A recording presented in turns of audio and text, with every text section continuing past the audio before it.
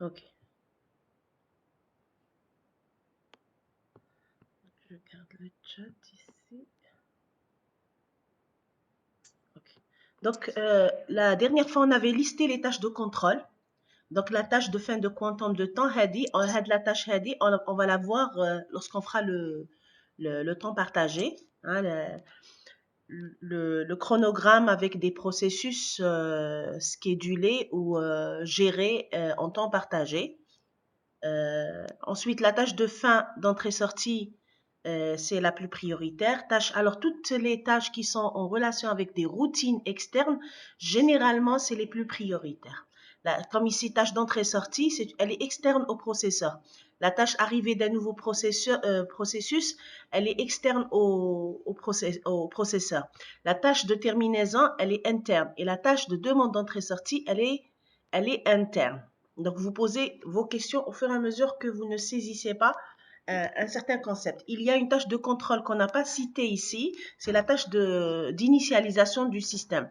Il y a de la tâche, cette tâche, normalement, elle s'exécute lorsque le système s'est chargé et lorsqu'il se met à initialiser ses variables internes, correspondant justement à la gestion des processus utilisateurs. Donc, toutes les initialisations qui sont faites par rapport à cela, et ces initialisations, c'est vrai que ça a l'air d'être flou, mais lorsque vous allez faire les routines d'interruption, lorsque vous allez faire le prochain chapitre, vous allez avoir une concrétisation de cette tâche-là. Vous allez écrire les algorithmes correspondant à cette tâche d'initialisation du système d'exploitation. C'est pour ça que on peut l'ignorer. On peut ignorer cette tâche en disant elle se fait de toutes les façons et je commence mon t égale 0 dès lors que je commence à admettre les processus utilisateurs. OK, it's OK. Mais pour nous, notre convention, on la prend. À t égale 0, la première tâche, la toute première tâche, sans réfléchir, c'est la tâche de contrôle, initialisation du système. En bas, on commence les admissions. On admet les différents processus dans le système. Et au fur et à mesure qu'on avance dans le chronogramme, d'autres processus peuvent arriver. Donc, on peut toujours réexécuter la tâche d'admission ou de l'arrivée de nouveaux processus. Donc, on va voir chaque tâche, qu'est-ce qu'elle fait exactement dans le système. Alors, il y a deux notes à la fin de chaque tâche où il est nécessaire de libérer le processeur. Ça, j'ai pas arrêté de le dire pendant la séance en présentiel. Le scheduler est appelé chaque fois que le processeur est libéré. Il est appelé pour élire un processus de la file d'attente des processus prêts. L'exécution du scheduler n'est pas considérée comme une tâche de contrôle à part entière, mais il fait partie de la tâche de contrôle qui lui fait appel. Alors ici, puisqu'on a une liste, quelles sont les tâches de contrôle qui vont faire appel au scheduler? Quelles sont les tâches de contrôle qui font appel au scheduler? D'abord, il faut considérer que c'est des tâches internes, c'est des tâches de contrôle internes parce qu'on appelle au scheduler lorsque le processus en cours va libérer le processeur. Donc, c'est une tâche qui est appelée, par exemple, lorsqu'il y a une terminaison. Hein, la terminaison, c'est une tâche interne. La demande d'entrée-sortie, c'est une tâche interne. Quand je fais une terminaison, je vais libérer le processeur. Donc, j'appelle au scheduler. Lorsque je fais une demande d'entrée-sortie, je libère le processeur aussi. Donc, j'appelle le scheduler. Donc, c'est Hadi, la note, c'est ce qu'elle est en train de dire. La note numéro 2, à titre exceptionnel, l'initialisation, bon, ça, on l'avait dit, est une tâche qui est exécutée avec le démarrage du système et permet d'initialiser les variables d'environnement système. Pour cela, elle n'est pas listée dans les autres tâches. Allège, parce qu'elle ne rentre jamais en conflit avec les autres tâches. Il n'y a pas de conflit bien la tâche d'initialisation et les différentes tâches et les autres tâches. Voilà.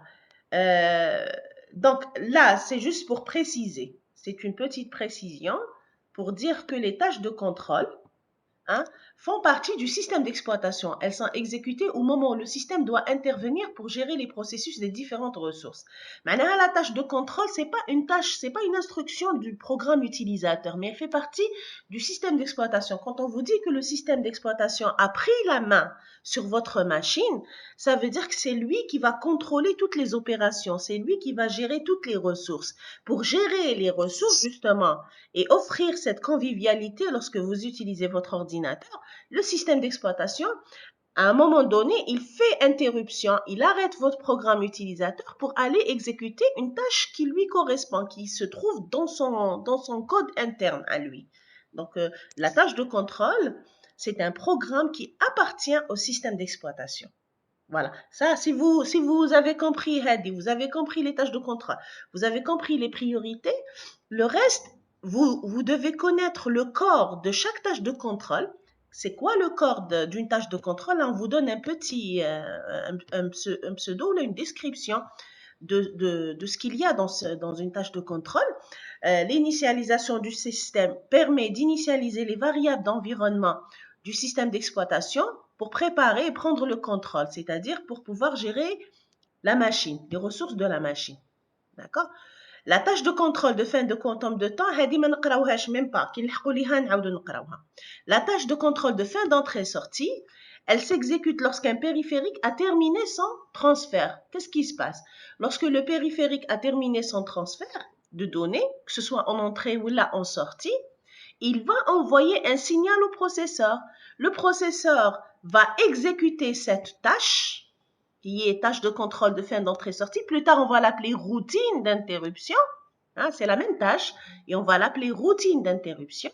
Lorsque vous ferez les interruptions, cette tâche-là, elle est exécutée en réponse au signal émis par le périphérique. Donc, c'est très important de comprendre le détail. Le processeur réagit en exécutant cette tâche de contrôle. Donc, c'est une routine qui est prédéfinie, pré-préparée et elle est là, elle attend qu'elle soit exécutée. Son exécution est provoquée non pas par un appel, mais il est provoqué par l'arrivée d'un signal. Il y a un signal automatiquement, le processeur, il va déterminer quelle est la cause du signal. Et une fois qu'il a compris, qu'il a déterminé la cause du signal, il va exécuter la tâche de contrôle correspondante au signal, qui maintenant c'est un signal de fin d'entrée-sortie. C'est le cas parce que chaque type de signal, chaque signal qui va arriver au processeur à partir d'un périphérique externe, il a une tâche de contrôle propre à lui. Il a une routine propre à lui. Et donc, le processeur doit identifier l'origine de ce signal pour savoir quelle routine il va exécuter. Je ne sais pas, est-ce que c'est clair jusque-là, ça va? Allez-y. Madame, le signal que le microprocesseur il reçoit, Oui. que le microprocesseur reçoit, voilà, il a été provoqué par les périphériques. Par le périphérique, tout à fait. D'accord. Voilà. Donc, la difficulté chez les étudiants en général, c'est de comprendre où est la partie hardware et où est la partie software. La partie hardware, c'est quoi? C'est l'émission du signal, la réception du signal, la mise à jour du mot d'état, du registre d'état du processeur. هذا كامل, il est fait par l'électronique. C'est-à-dire, il y a un signal qui est envoyé, il y a un niveau haut, niveau de 5 volts, راح يلحق في واحد من les pins تاع البروسيسور, واحدة من les entrées ou plusieurs, parce que des fois يلحق لي le signal, donc c'est pour juste dire qu'il y a un signal. Des fois, ماشي le signal اللي يلحق لي le code تاع le signal, le numéro du signal. Et c'est ce numéro-là qui va me dire quelle est l'identité du signal. On vous entend pas très bien. D'accord. Je vous ai dit que la difficulté des étudiants, c'est de déterminer où se trouve la partie hardware, à quel moment se termine la partie hardware et à quel moment commence la partie software. La partie hardware, elle commence lorsque le périphérique a généré le signal. Donc, c'est un signal électronique carrément, c'est un signal sinusoïdal ou c'est un signal carré en fait, hein, parce qu'il n'y a pas de signal analogique qui circule à l'intérieur de l'ordinateur, c'est du carré. Donc, lorsque l'entrée, le signal au niveau du processeur est positionné à un niveau haut, Ça se coupe. Le son se coupe. Ça se coupe. On patiente un peu. Il fait 5 volts عند le processeur. Le pin هذاك l'entrée du signal. Oui. Est-ce que c'est clair ici? Le son? Le son? Le processeur reçoit un niveau haut. Il va recevoir un 5 volts, on va dire, au niveau de l'entrée du pin correspondant à ce signal. Jusque-là, فهمت le 5 volts? Est-ce que la notion de l'arrivée du signal au niveau du processeur est claire chez vous? Non. Ok. On patiente un peu, peut-être que... Est-ce que c'est général? Est-ce que personne ne reçoit? La غير واحد. C'est général.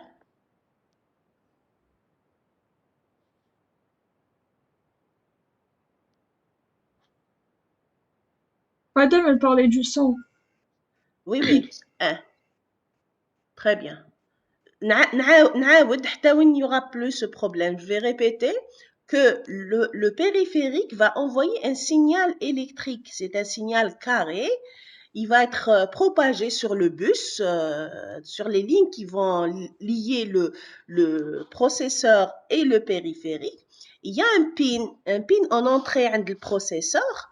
Le pin, c'est une broche qui va recevoir le signal. Elle est au départ avec un voltage égal à 0. Elle va passer à 5. Hop, dès qu'elle passe à 5, ça veut dire qu'il se passe quelque chose. Donc, le positionnement à 5 volts de ce pin va positionner le registre d'état. Ça va positionner le registre d'état. Il y a une ligne qui va relier le pin avec un bit ou un flag dans le registre d'état et ça va le mettre à 1 par exemple.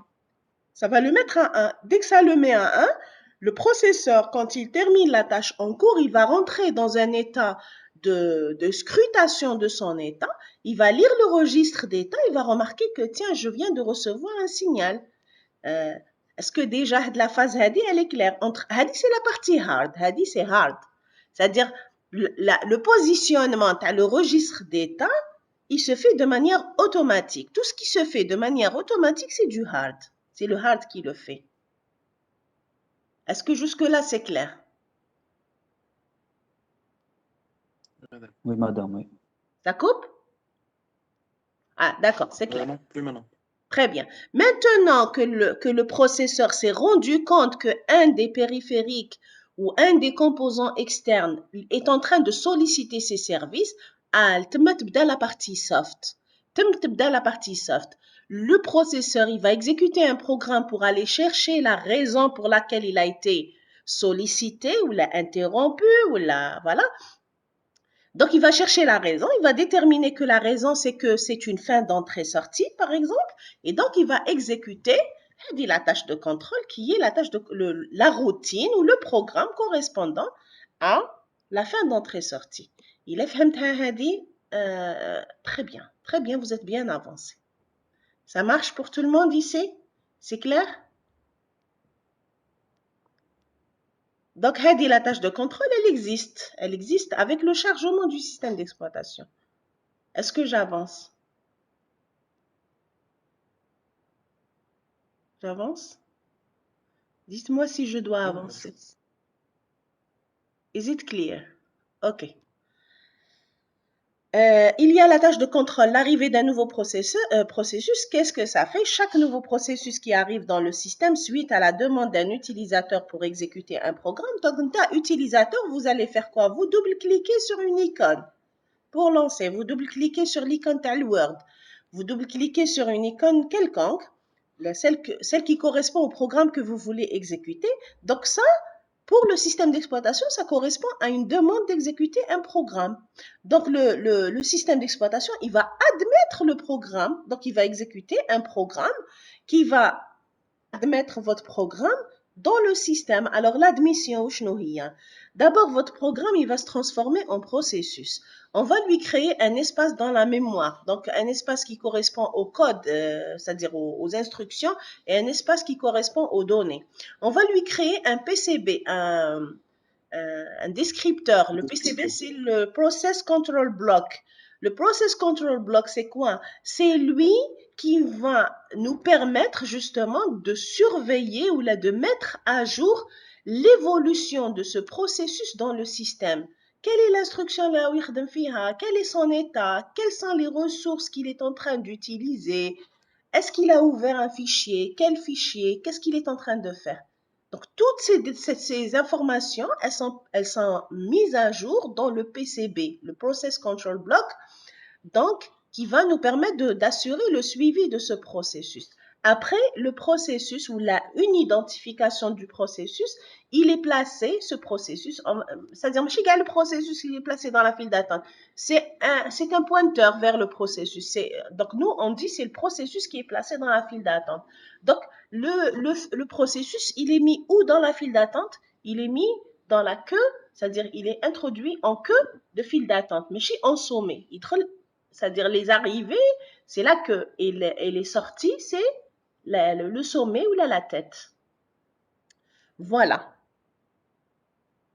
Très bien. Donc, terminaison, kif. Donc, demande d'une ressource essentielle à son existence dans le système, qui est la mémoire. Donc, la première ressource qu'il demande, c'est la mémoire. Le système d'exploitation, à travers sa tâche de contrôle, va allouer les espaces mémoire nécessaires à son exécution et placer le processus dans la file des processus prêts. C'est la tâche arrivée d'un nouveau processus. La tâche terminaison, à la fin de l'exécution d'un processus, celui-ci doit quitter le système. Donc, toutes les ressources détenues par ce processus doivent être libérées. Donc, libérées, elles doivent être rendues au système d'exploitation pour qu'elles puissent être allouées à d'autres processus qui pourraient demander ces ressources. Il y a la demande d'entrée-sortie. La demande d'entrée-sortie, elle était plus prioritaire que la terminaison. Qu'est-ce qu'on avait fait d'ailleurs? Ah, la demande d'entrée-sortie, c'est la moins prioritaire. OK. Il n'y a pas de souci. Donc, c'est une question de choix. Et voilà. Très fort.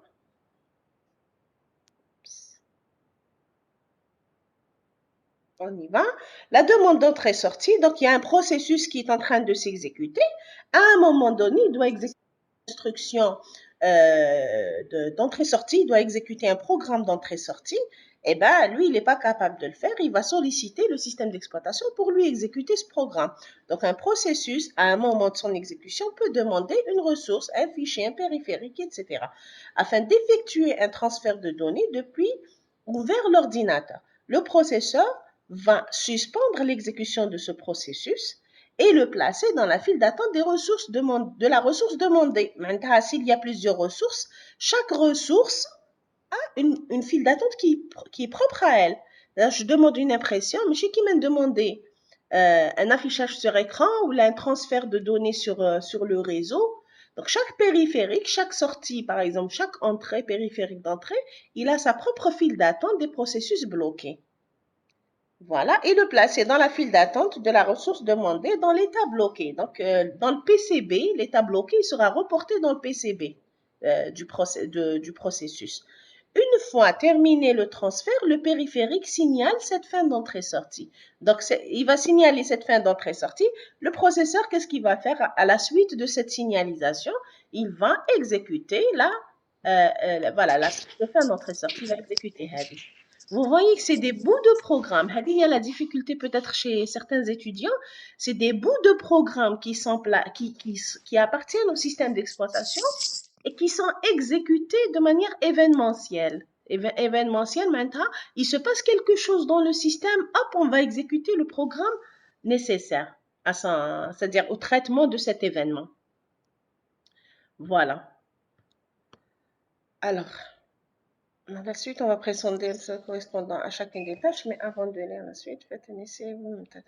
Voilà, donc ce qui était demandé aux étudiants, parce que le document, je l'ai passé pour les étudiants, et donc, voilà, je leur demandais de faire le travail.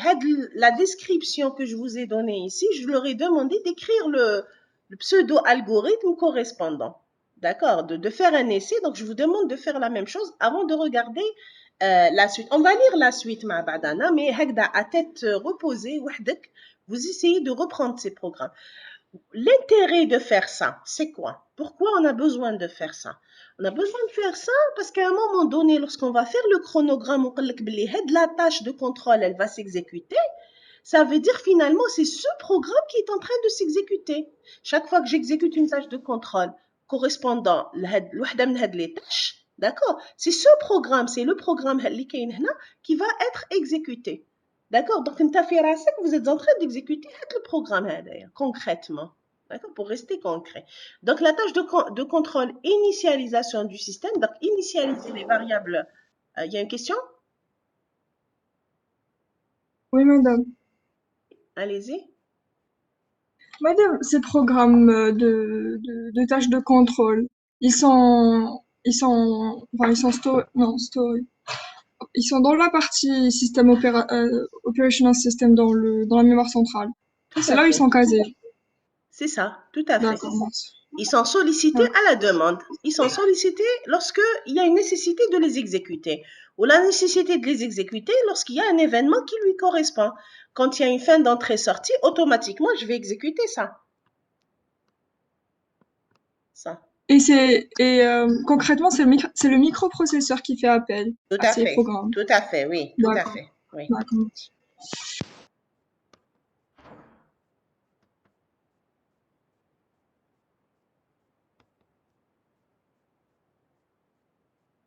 Oui, alors, c'est des affectations, c'est que des affectations. Tâche de contrôle, initialisation du système, c'est que des affectations. Et je vous ai dit, dans le chapitre suivant, vous allez avoir une concrétisation de ces initialisations. Parce que c'est lié justement à une problématique propre. Chaque problématique a les initialisations d'Yaoulha. Donc, je ne peux pas vous dire, ça va se passer d'une telle ou telle façon.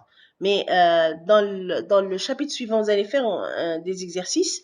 Win, on vous donne des problématiques propres, réelles. Win, vous saurez quelles sont les variables sollicitées et comment vous allez les initialiser.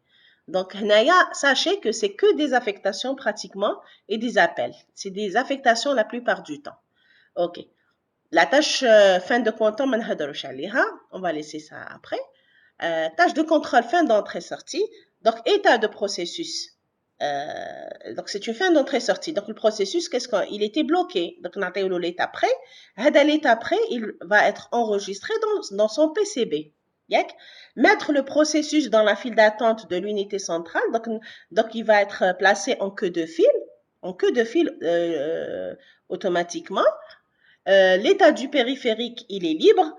Bien sûr, on fait le traitement des erreurs. Hein. On doit faire le traitement des erreurs, mais là, j'ai fait abstraction parce que je ne sais pas de quel périphérique il s'agit et je ne sais pas quel type d'erreur je peux traiter et quel type d'erreur je ne peux pas traiter. Donc, parce qu'il me faut une vraie architecture pour pouvoir le dire. Mais j'aurais pu rajouter ici, juste après, un traitement d'erreur. Traitement des erreurs. Donc là, ici, 6 erreurs, 6 erreurs. Si erreur, alors traiter erreur. Voilà, enfin si. J'aurais pu faire ça. Je traite l'erreur. Ensuite, je dis si non empty, c'est-à-dire si la file d'attente de ce périphérique, et là je parle du périphérique, si non empty file des processus bloqués, hein, donc s'il y a des processus en attente de transfert de données sur ce périphérique, qu'est-ce que je dis? État du périphérique bloqué, ou je occupé, mais je bloqué. Occupé, normalement, c'est occupé. N'appelle un état occupé, je lui change d'état. Égal occupé. Il est occupé. Et je lance l'opération d'entrée suivante sur ce périphérique. Voyez? OK? Donc, par exemple, il y a un processus qui a fait une demande d'entrée-sortie. Et c'est le premier processus qui a demandé le périphérique. Automatiquement, il va faire son entrée-sortie. Pendant cette opération d'entrée-sortie, il y a d'autres périphériques qui vont demander d'autres entrées-sorties. Ils ne vont pas rentrer en conflit avec celui-là, avec le premier. Ils vont être placés dans la file d'attente des processus bloqués correspondant à ce périphérique.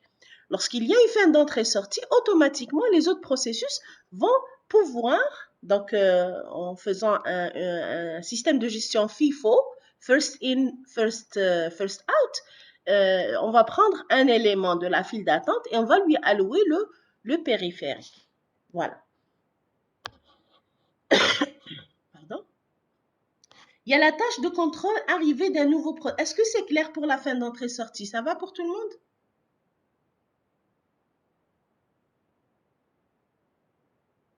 Ça va? Une petite réponse, s'il vous plaît? Oui, madame. Très Pour bien. moi, ça va. OK, donc je prends... Parfait. Ceux qui ne répondent pas, ceux qui n'ont pas compris, qui ne répondent pas, ils assument. OK? Ils assument. Hein, voilà, vous êtes responsable. Arrivée d'un nouveau processus, donc charger en mémoire le processus, réservation des ressources nécessaires, donc la mémoire et tout ça. Mettre le processus dans la file d'attente, donc en queue de file d'attente, CPU, c'est-à-dire la file d'attente des processus prêts. L'état du processus égale prêt. C'est le PCB. C'est la mise à jour de le PCB. Donc, on met le processus dans un état prêt. Tout la file d'attente, les ressources, tout la file d'attente et j'ai mis à jour son PCB. Donc, à tout moment, quand je vais consulter le PCB de ce processus, je suis capable de déterminer son état réel en temps réel. Tâche de contrôle de terminaison, c'est un peu l'inverse de l'arrivée d'un nouveau process. Libérer les ressources utilisées par le processus.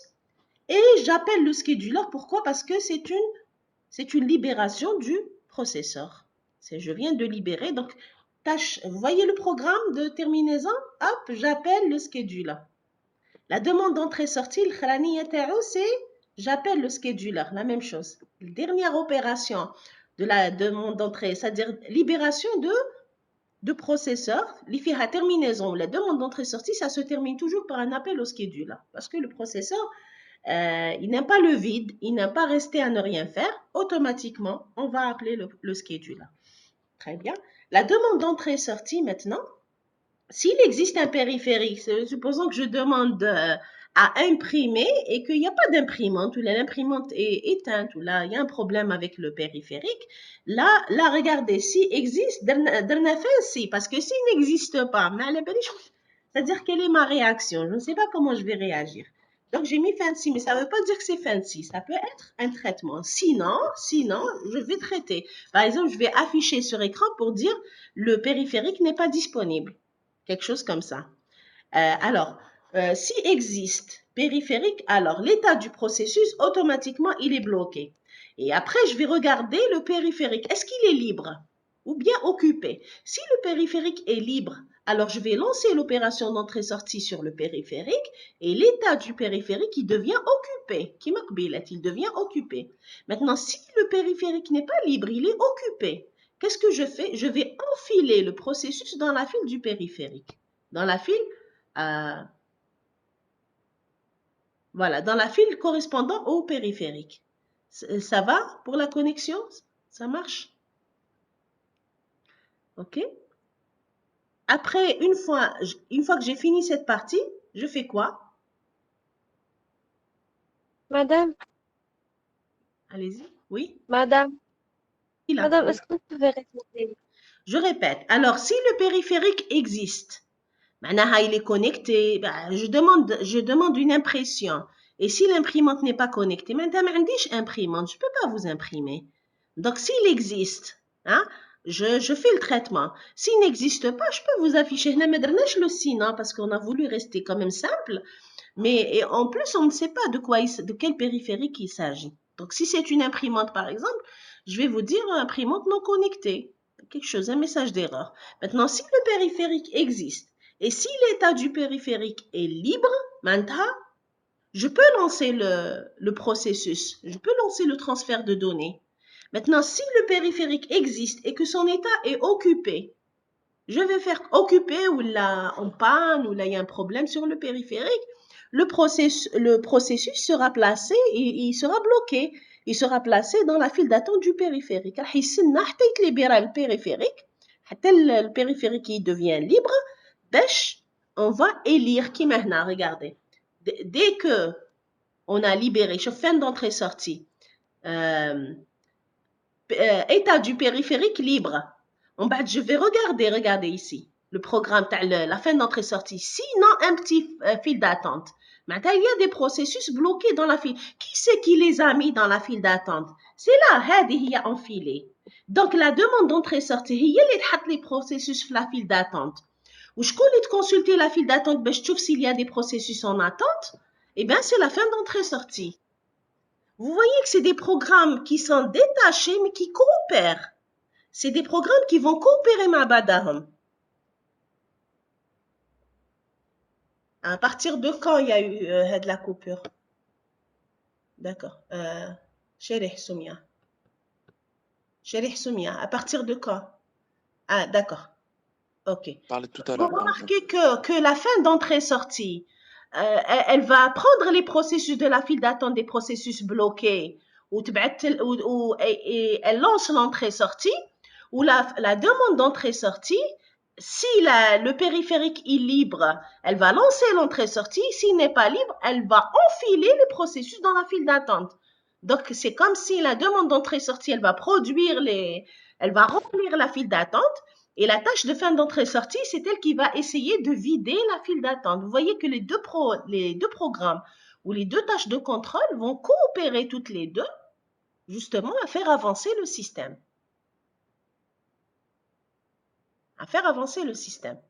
Alors, une fois qu'on a lancé le processus, soit on a lancé l'opération d'entrée-sortie, soit on a enfilé dans la file des périphériques, du périphérique demandé, quel que soit le résultat de ce traitement-là, on va appeler le scheduler. On va faire un appel au scheduler. Pourquoi? Parce que la demande d'entrée-sortie, c'est une libération du processeur. Ça marche? Madame. OK? Donc, on va regarder le scheduler. Comment il fonctionne? Le scheduler, qu'est-ce qu'il est en train de faire? Il y a deux schedulers. Il y a un programme du scheduler qui s'exécute en multiprogrammé. Il y a un programme du scheduler qui s'exécute en temps partagé. Donc, pour le temps partagé, et on va voir ce que fait le scheduler en multiprogrammé. Alors, le scheduler, vous remarquez qu'il fait répéter jusqu'à faux. Le faux n'est jamais faux. Le faux n'est jamais vrai. Yes. Le répéter jusqu'à, la condition du jusqu'à. Quand est-ce que je sors d'un répété? Je sors du répété lorsque la condition est vraie. N'est-ce pas? Or, faux ne sera jamais vrai. Ça veut dire que je ne sortirai jamais de cette boucle. Vous voyez, chaque fois que je fais un appel au scheduler, je vais faire un répéter jusqu'à faux. Le répéter jusqu'à faux, qu'est-ce qu'il y a à l'intérieur? Je vais regarder la file d'attente des processus prêts. Alors, si elle est vide, je fais si non empty. Maintenant, elle contient des processus. Il y a un traitement. Si elle est vide, je teste la condition. Elle est fausse, je fais répéter. La file est vide, je répète. La file est vide, je répète. Tant que la file est vide, je boucle ici à ne rien faire. Je boucle à ne rien faire. Vous avez saisi cette étape? Ça veut dire quoi? Que le processeur est libre et la file d'attente des processus prêts fera. Il n'y a pas de processus. Donc, nous allons l'arrivée d'un nouveau processus, soit par une demande d'exécution de programme, soit à la suite d'une fin d'entrée-sortie. Parce que la file des processus prêts, وش اللي يعمرها؟ وش اللي يحط فيها des processus? Il y a les deux. Il y a les deux tâches de contrôle. La tâche de contrôle arrivée d'un nouveau processus et la tâche de contrôle, Hamlik.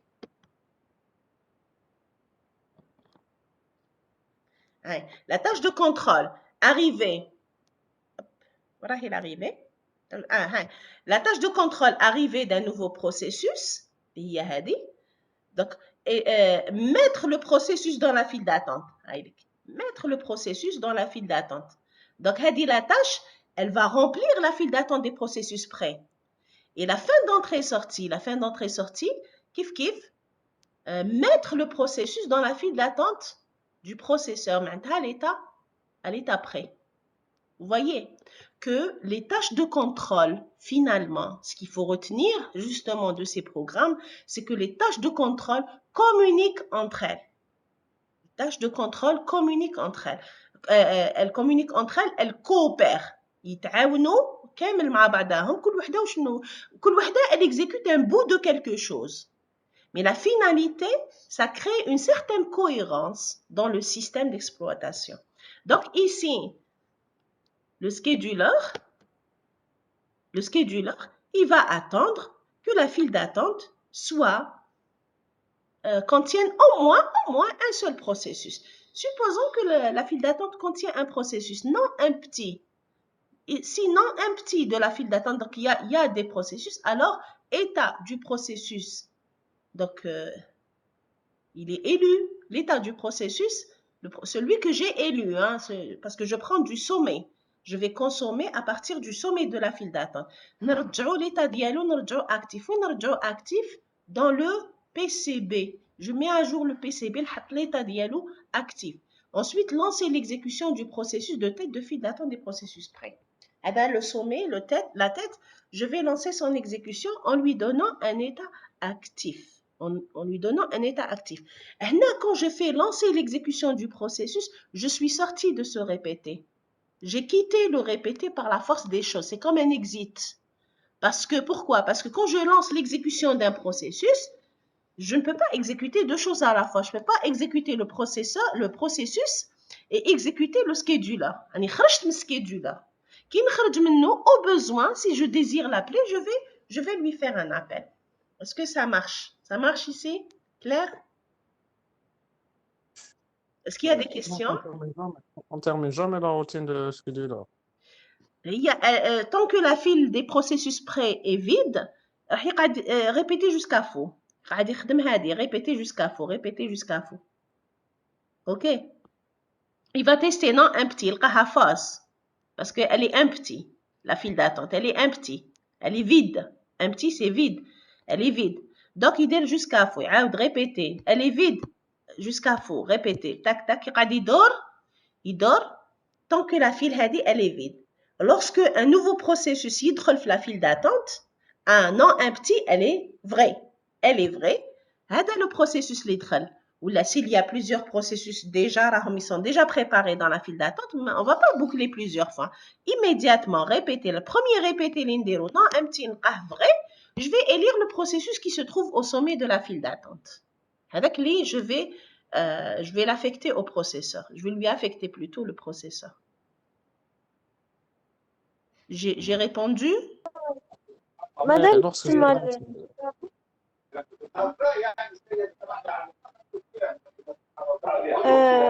حبيت نقول بلي هاد لا بوكل جامي تكون فو. Oui, parce que le faux n'est jamais vrai. La file d'attente peut toujours faire des processus, non? لا تقدر تكون la file d'attente فارغة. On prend les deux cas. Qu'est-ce qu'on a fait en faisant le déroulement? On a pris les deux cas. Le premier cas, la file d'attente est vide. Si la file d'attente est vide, on va boucler. Répétez jusqu'à faux. On va boucler. Parce que, je m'attends à répéter jusqu'à faux. Jusqu'à ce que le faux devienne vrai. C'est impossible. Il est impossible que le faux devienne vrai. Donc, je vais boucler à l'infini. D'accord? Amla qui m'a trollé, je vais continuer à travailler jusqu'à ce que le soleil brille à partir de l'ouest. Donc, vous allez éternellement travailler. Jamais le soleil ne va briller de l'ouest. Hein, ne va se lever de l'ouest. C'est un peu ça. C'est mettre une condition qui n'est jamais vraie. Le faux n'est jamais vrai. C'est ça ce que ça veut dire. Ça, vous connaissez en algorithme. Normalement, c'est le genre de choses, quand on veut faire des boucles infinies, on fait le genre de boucle-là. On appelle ça une non-tautologie. Non-tautologie, ça existe en logique mathématique ou aussi en algorithmique. Une antilogie. Une antilogie, c'est ça. C'est parce que tautologie, c'est toujours vrai. Une tautologie, c'est toujours vrai. Une antilogie, c'est toujours faux. Voilà. Madame, Merci, Shamsuddin. Oui. Madame, et ce temps d'attente, il appelait comment? C'est ça l'oisivité du microprocesseur? Non, le processeur, il est oisif, mais c'est justifié. Il n'y a pas de travail. وقتاش c'est pas Oui. justifié lorsqu'il y a des processus راهم يستناو كيما dans le cas du monoprogrammé عندنا خدمة mais on n'est pas parce on est dans un système qui ne le permet pas نقعد نستنى نستنى à la fin de l'opération d'entrée-sortie parce que je ne peux pas exécuter une autre tâche en parallèle. Vous voyez, D'accord, merci. c'est vrai que Oui. c'est un temps oisif pour le processeur. هذا le répéter jusqu'à faux. La file d'attente راهي فارغة. Mais c'est justifié, il n'y a pas de travail. Qu'est-ce que je vais faire? قاعد نستنى حتى تجيني خدمة. C'est ça la logique de la chose. Maintenant, ce n'est pas le cas. Écoutez, dans un système d'exploitation, ما راحش تشعلي l'ordinateur تاعك باش تروحي ترقدي. Vous allez allumer votre ordinateur pour lancer des travaux. Vous êtes en entreprise, vous allumez votre serveur ou là vous allumez votre ordinateur, c'est pour qu'il y ait des jobs, pour qu'il y ait des processus en exécution. Donc, non, un petit, c'est un événement, c'est ما تقدرش تكون دايما la file d'attente فارغة. راح يكونوا des processus, forcément. Le système d'exploitation, il est fait pour ça, pour gérer les processus. Donc, la file d'attente, forcément, il y a des processus. Donc, quand il y a un processus, la boucle répétée, elle est abortée. La boucle répétée, elle est quittée. C'est comme si vous faites un exit.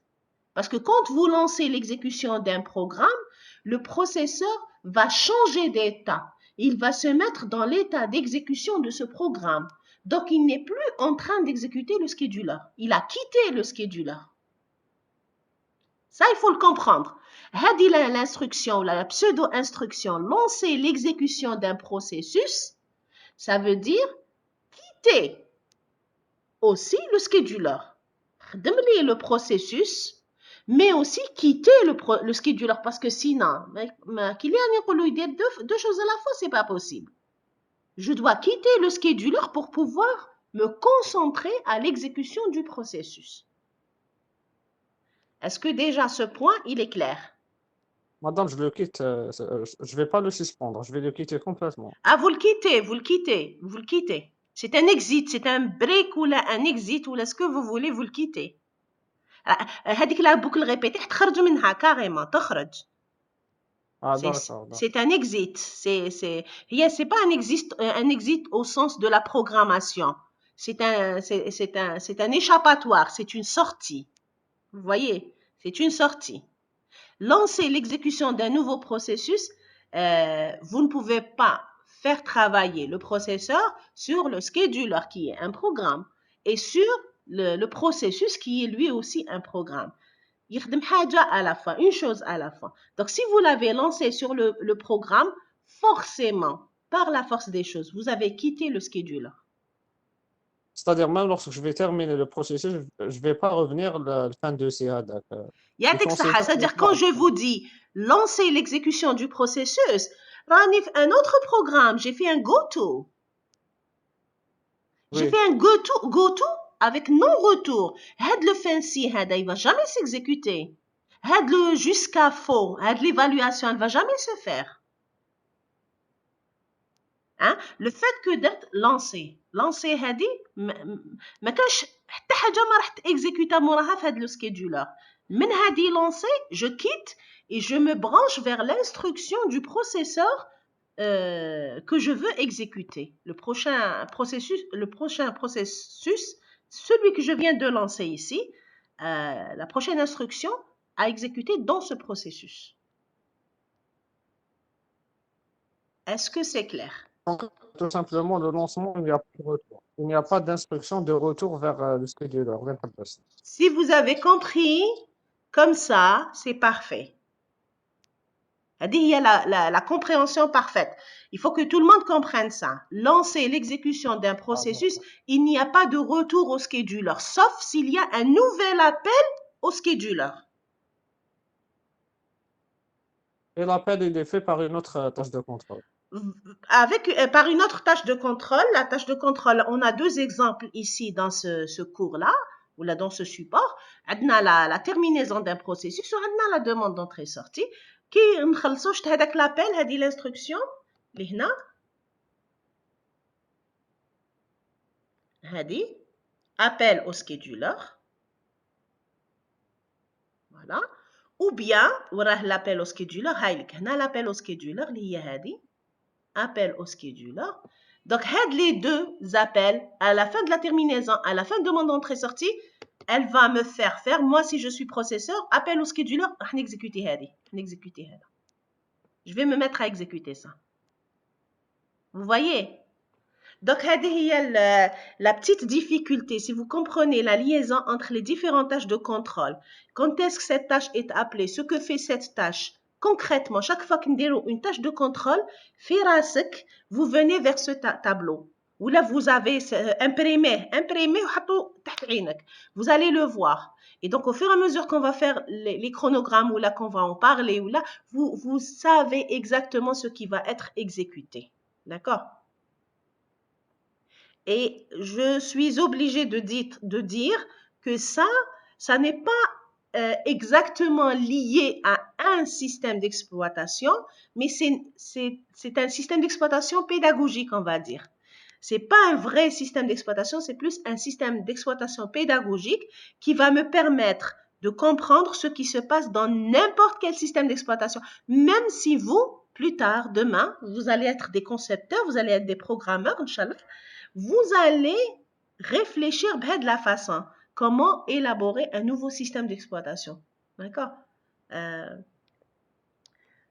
Voilà. Donc, comprendre qu'il y a des bouts de programme qui sont écrits de manière indépendante, qui sont exécutés de manière événementielle. Donc, il se passe quelque chose dans le système qui va provoquer l'exécution de ces programmes-là. Donc, il y a un événement, des événements, mais aussi tous ces programmes-là vont coopérer à créer un système cohérent.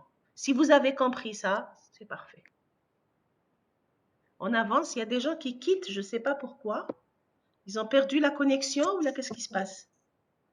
J'espère qu'il n'y aura pas des désespérés, hein, c'est tout. Parce que là, je vous dis, Rana, au début, mais elle, on n'a pas encore avancé. Donc, vous êtes capable encore de vous rattraper. Hein? Ces gens qui quittent là, envoyez-leur un message, s'il vous plaît, le délégué. Vous leur dites, c'est pas perdu. Hein? Il ne faut pas déclarer la perte maintenant. OK.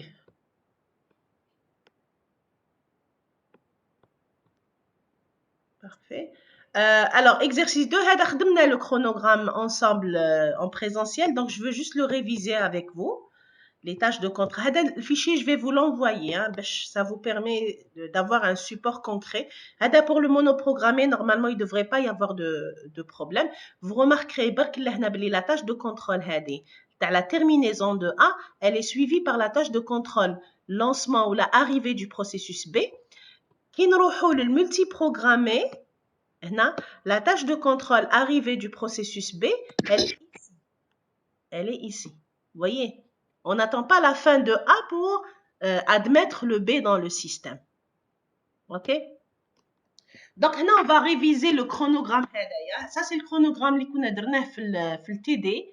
Donc, on a ici la ligne horizontale, les cases horizontales. Chaque case, c'est une unité de temps. Et on a l'axe horizontal, tout ça en bleu en bas, c'est l'axe des temps. Et en vertical, on a le périphérique et on a la CPU. Le CPU, on l'appelle féminin, masculin, les deux sont valables. Yak? Donc, la première tâche ici, c'était la séquence ou le scénario pour A, 3 unités CPU,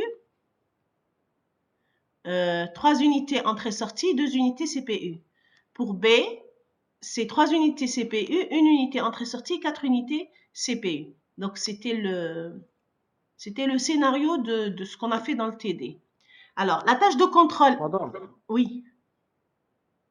toujours on considère que les processus arrivent en même temps. C'est-à-dire, si on a 3 processus, les 3 arrivent au début. Bonne question. C'est pas tout à fait vrai. Alors, il y a des processus qui arrivent en même temps. A et B ici, pour l'exemple, sont arrivés en même temps. Ça y est dans un énoncé parce que le système il est en pleine évolution et à tout moment, l'utilisateur peut lancer un nouveau programme, n'est-ce pas? À tout moment. Ça veut dire quoi? Que je peux vous dire que les processus A et B sont arrivés au départ, c'est-à-dire avec le lancement du système, à 10 unités de temps. Après 10 unités de temps, nous avons reçu 2 demandes d'exécution de programme, le processus C et le processus D. Et à 15 unités de temps, on a reçu un nouveau programme, le D, par exemple. On peut vous dire quelque chose comme ça. Donc, dès qu'il y a arrivé à 15 unités de temps, donc 15 unités de temps, là, c'est la priorité. de l'activité en cours par rapport à l'arrivée, à la tâche de contrôle arrivée d'un nouveau programme, vous voyez. Par exemple, le processeur est en train d'exécuter, fait le temps, il est en train d'exécuter un processus utilisateur. On sait qu'un processus utilisateur peut être interrompu. Pardon? En n'importe quel moment. Après, à chaque point observable, on peut l'interrompre. J'ai reçu un message, c'est pour ça que j'ai été interrompu. Oui, alors un processus utilisateur peut être interrompu par n'importe quel événement externe ou interne. C'est-à-dire même si lui-même il s'interrompt lui-même à travers un appel au superviseur. Ok, donc si je suis en train d'exécuter par exemple, je suis en train d'exécuter ici. Je suis en train d'exécuter les 3 unités. وهنا في هذا الوقت هذا بالذات هنا entre la première unité de B et la deuxième unité de B, je reçois une demande d'exécuter un programme. À la place de ça, à la place de B, je vais pas faire B ici. Je vais faire tâche de contrôle arrivée d'un processus, par exemple le processus C. Moraha, une tâche de contrôle arrivée du processus D. D'accord? J'exécute toutes les tâches de contrôle qui sont nécessaires. باش نروح ندير le B. Le B, ensuite le B. On a le B, un autre B. Ok. Madame, il y a un message dans le groupe qui dit que le groupe 2 n'a pas fait ça. Une partie du groupe 2 a fait le chronogramme. معليش s'il pas, je vais l'expliquer. On va, si vous voulez, on le fait. نخرجوا من هنايا, on va le faire. نخرجوا من هذا le slide, on va le faire. Même avec le groupe C2, on a juste fait le chronogramme. On a fait juste le chrono, on n'a pas fait les évaluations, le temps de réponse et tout ça. Mais on a discuté les aspects. Comme là, on les a discutés. معليش, on va le faire en utilisant l'application le tableau, si vous voulez. Et voilà. Donc, on va le faire tout de suite. Je vais arrêter déjà, je vais arrêter Madame, s'il vous plaît, l'enregistrement. juste Pour